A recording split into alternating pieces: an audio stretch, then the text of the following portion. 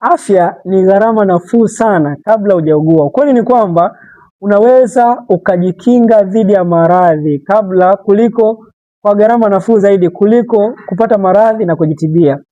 Kuna vitu vitatu ambavyo kama utavizingatia ni ngumu sana wewe kupata maradhi ya mara kwa mara.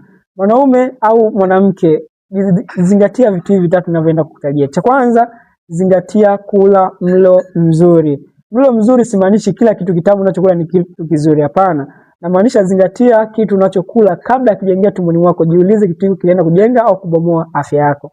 Epuka sana matumizi ya sugar drinks kwa sababu madhara yake ni makubwa sana. Nadhani nishaeleza katika video zangu nyingine.